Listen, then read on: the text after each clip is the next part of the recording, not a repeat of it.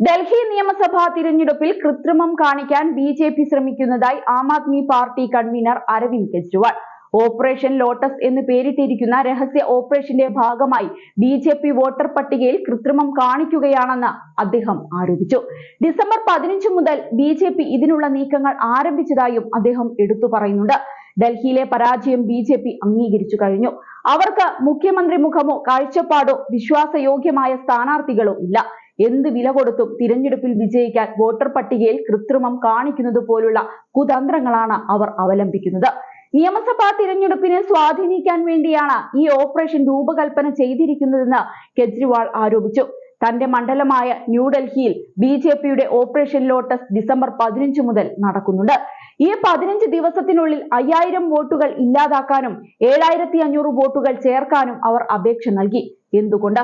അസംബ്ലിയിലെ മൊത്തം വോട്ടർമാരിൽ ഏകദേശം 12% പേരിൽ നിങ്ങൾ കൃത്രിമം കാണിക്കുകയാണെങ്കിൽ തിരഞ്ഞെടുപ്പ് നടത്തേണ്ടതുണ്ടോ എന്നും അദ്ദേഹം ചോദിക്കുന്നുണ്ട്.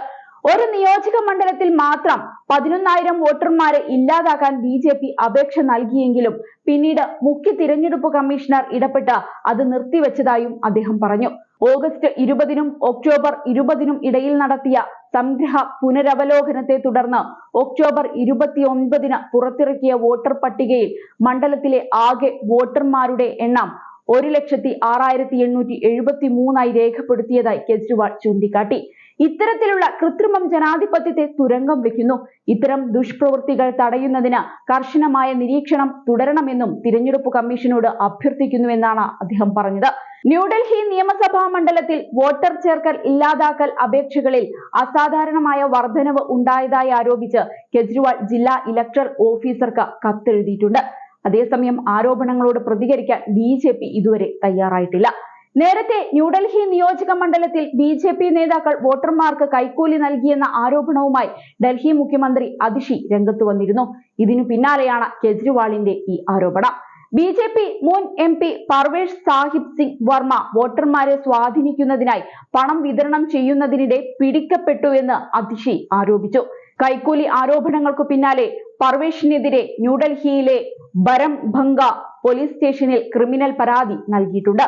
തിരഞ്ഞെടുപ്പ് ഫലം മാറ്റിവെക്കാൻ മുൻ ലോക്സഭാ എം.പി വോട്ടർമാർക്ക് കൈക്കൂലി വാഗ്ദാനം ചെയ്തു എന്നാണ് എ.എ.പി പരാതിയിൽ പറയുന്നത്.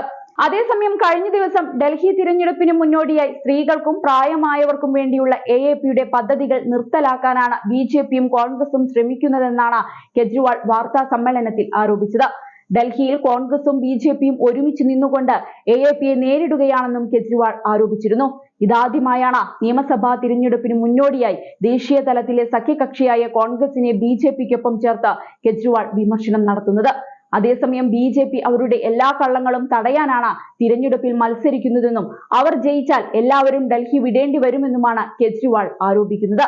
കൂടാതെ തിരഞ്ഞെടുപ്പ് വാഗ്ദാനങ്ങളാണ് ഈ പദ്ധതികളെന്നും ഇവ ഇതുവരെയും നടപ്പിലാക്കുക പോലും ചെയ്തിട്ടില്ലെന്നും കെജ്രിവാൾ ചൂണ്ടിക്കാട്ടിയിരുന്നു.